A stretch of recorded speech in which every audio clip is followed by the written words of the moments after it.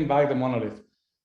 Actually, I came with this title after seeing the title of the last week with Conrad, right? Of dealing with the monolith.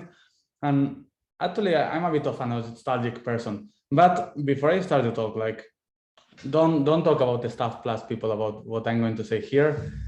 They will highly disagree. Maybe I get, I don't know, someone will call my name in some meeting that I will not be invited to, and nobody wants this. But before you do this, if you want to tell them who am I, you can also tell them that I'm Angel Paredes. I'm a front-end / engineer manager, whatever, in logistics. And I really like giving talks or talking in general. And this time I wanted to take time to start with, I don't know, an anecdote that I have from a previous job. I work in several companies, but I have this pattern that usually repeats over time, right? There is always a person which I have a bit of problems when we are communicating, especially when we are talking on the same project, right? We usually collaborate. This case is in the previous company, we had the same project, and we're having some discussions because I think that the approach that this person was taking was, well, not the correct one for me. I think that also, I don't know, we didn't see things in the same place. We were not at the same level. Not that I was right or that person was wrong or something like that, but we just were different on this. But well, we were working in a company, so we had good vibes enough to work together, but that was it. One day, I don't know, you can call it fate or whatever, someone built a thick wall over it. And actually, this was, we split the project, right? Because we started seeing that there were different needs, different domains on it, and we split it. And I thought I was happier. I really thought I was happier because, you know, all of a sudden, I didn't have to discuss anything. I have this autonomy, I have this independency, I have, I don't know, everything that I thought that I dreamed of, or did I? Because I started thinking like, you know, at the beginning, it was very nice because I could move faster and so on. But I started missing a lot of context. Like I even started missing people that challenge me, you know, and can help me also grow as an individual. Because when you're alone or when you're with a small isolated group that don't discuss about things, this is what tends to happen, right? The technology gets stuck, the project gets a bit stuck, and you don't know exactly why. But I think that I found at that time that, you know, we found that actually having this common project in this way was a monolith was actually helping us to grow, right? And maybe it didn't work between us, but I think that we understand how to appreciate each other because now we weren't discussing any longer, and we saw that the other person had a lot to teach us, or even that having this common thing to talk about was giving us enough context to work in the same company and so on. So I just want to say, like, monoliths have advantages, right? And I can just number a couple of them. Like I call this the common enemy pattern, which is basically, you know, the enemy of my enemy is my friend. And in this case, a monolith is a perfect enemy. You feel the same pains, I don't know, pipelines, code blockers, code smells, issues in certain products. Like you can treat it as a troop, and even if you have differences, you will team up just to try to make it easier for everyone, right? And that's one of the things that I can see that is positive. The other one is, I call it the gossip pattern, or have you seen that pattern? And this one is about context, right? Like I was just giving a one-on-one with one of the persons in my team, and I was telling them, like, I'm quite certain that having context is a very good power. Why? Because it helps us not repeating ourselves. It helps us know where the product is going. It helps us understand what we need and not what we want. You know, like sometimes we need a simpler solution, but we think that we want something, and since nobody else is challenging it, we just move with it. I think that when you have a monolith, you have a very nice area. Even when you do git pull, you already see what is changing. And even when you try to come with something new, you know, the new nice Glovo email, you will find classes, or you will find parts of the project that already exist, and hence you have more context about the project. Of course, a monolith have some other nice things, you know, but I don't think that I need to talk about those ones because they are quite obvious. But I actually want to talk about communication, right? These two things that I talk, they could apply to different kinds of stuff, but especially it can apply to communication, right? And how we collaborate within the same repos or projects or however you want to call it. And I want to quote very quickly a person that I hope most of the people know in the room. It is Conway's. For those that don't know it, you can read it, but organizations who design systems are constrained to produce designs which are copies of the communication structure of these organizations. That means that usually startups and small teams will have monoliths, right? Like one team, one project, and they will work all together on it. And when you have distributed teams, you will tend to have more like microservice architecture. And I think that nobody else actually has stopped to think, you know, what happens when you have distributed teams, but you have problems of communication between them? Like, I don't know, I saw this the other day. I think that someone from the company retweeted it, and I actually like it. Here you have several like potential damaging communication patterns within a company. And I was thinking, okay, if by Conway's law, we are actually replicating the communication pattern that we have between teams, what happens when we have a bad communication pattern, even if we're splitted? That usually means that the outcome of our splits or our projects will also be the same, right? Like in the end, I'm just quoting this from Slack. I loved it. But it means that even if, imagine that we're using, I don't know, event oriented kind of communication between services. So if our teams are not communicating well, can we expect that actually events and the way we design them and the way we design our microservices will be the right approach? If we lack context, we lack a ground where to talk, we lack a way of having this North Star. And I know that this is something that is talked at staff plus level, but I think that's not enough. I think that we still need to talk as individual contributors and have some kind of feeling for something that I like to call alignment, but there are other names to it. And this is from Dilbert. Dilbert, well, they're amazing comic strips. And I think that this is actually a problem, right? Like here you can see the comparison in alignment and autonomy.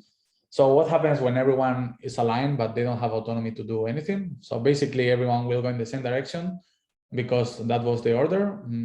And everyone, I don't know, will follow like a robot. In this corner, we don't even talk. I mean, if you don't have nor alignment nor autonomy, you are just suffering, and better you end it soon. But when you have high autonomy, that's the other problem, right? Like you have free atoms, which will be quite happy, like I was when I was separated from the rest of the people. But the thing is, you cannot ensure that everyone is going towards the goal or towards solving the same problem, or even you're going to solve the same problem in 3 different ways, but you only needed one.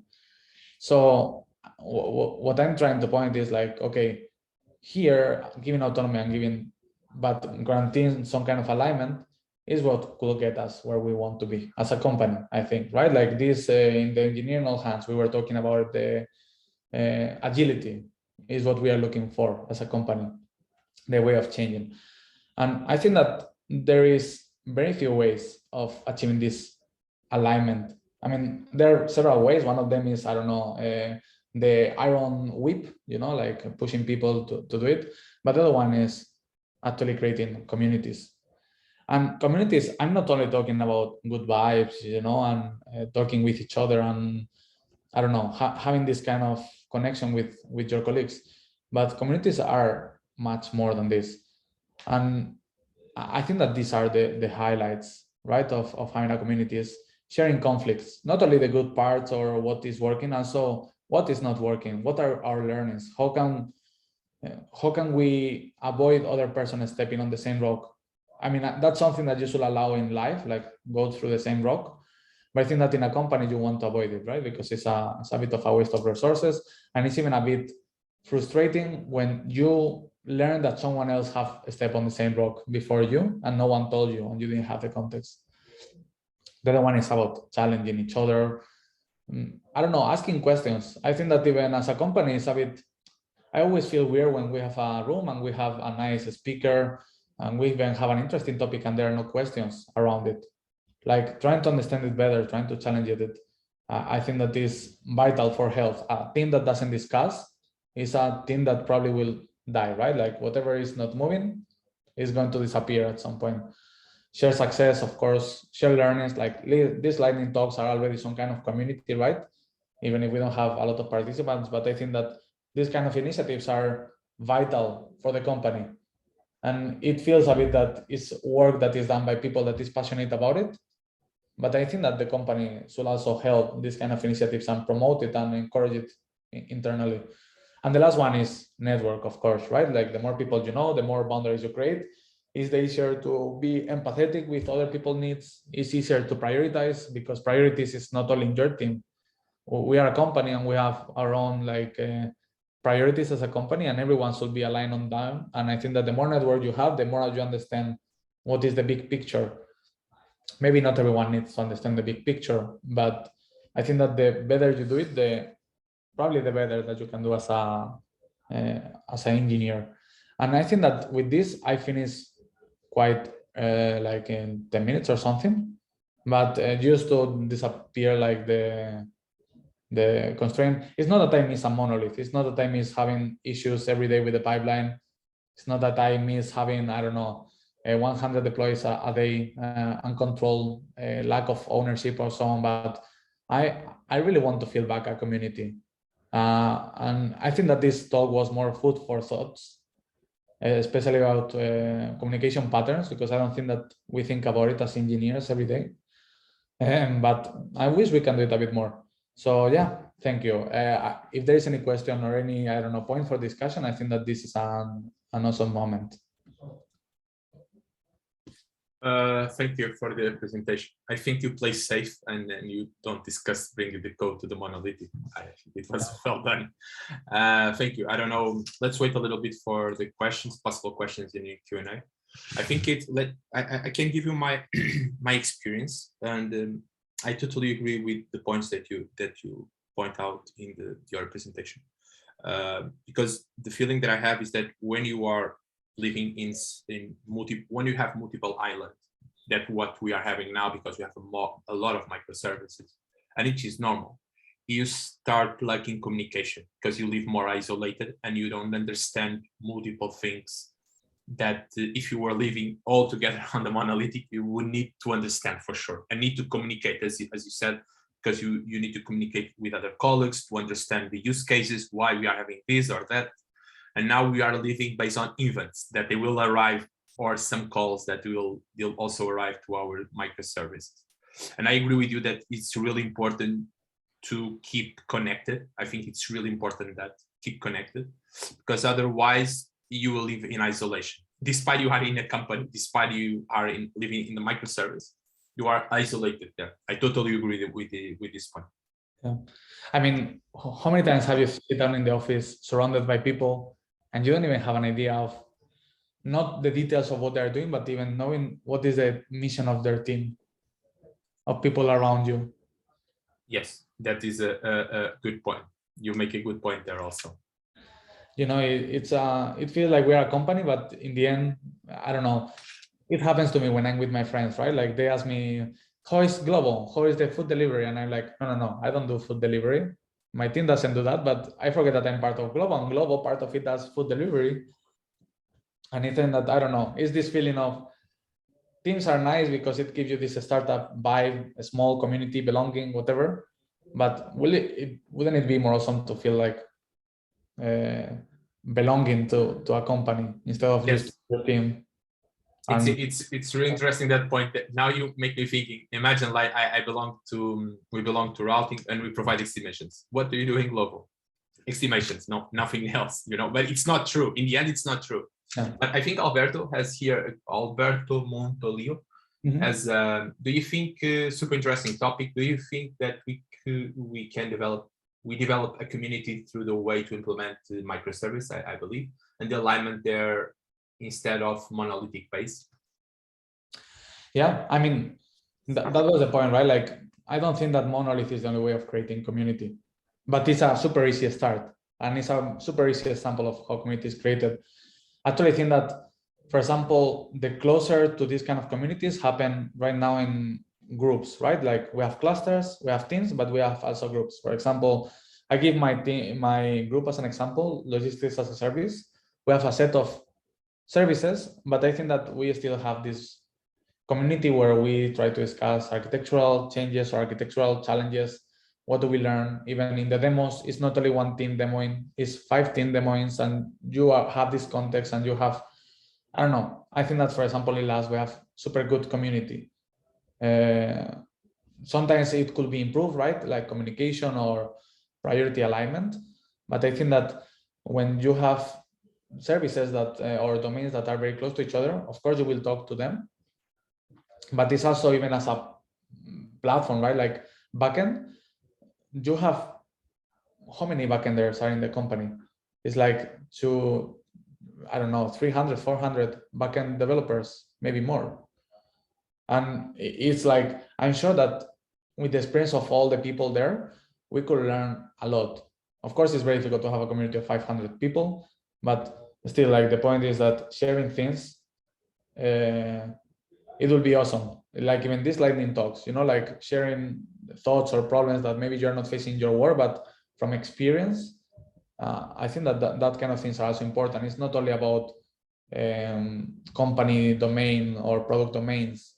I think that it's also about platform domain. Like I think that Spotify has tribes, PayPal have guilds, this kind of things that they discuss in team topologies. Yeah, if you don't mind, Angel, we have 2 questions in the Q&A. Please read them because our colleagues don't see them. Let's go for it. So we have Marcos. How are groups officially organized in Glovo? I'm thinking about the infamous Spotify model kind of stuff. So if by groups we mean like guilds, like front end, back end, and so on, I think that this was something that existed in the past when we had a small amount of people, and hence like collaboration and sharing information was easier. Then slowly it dies, right? Because people start thinking that in those meetings they cannot be of any use or something like that. And then the community kind of dies and splits. Like now we have committees, and committees are usually the closest to it. In front end, I know we have them. I don't have that visibility in backend. I think that we don't have the same kind of committees that we have in front end, but I think that that's a closer kind of group.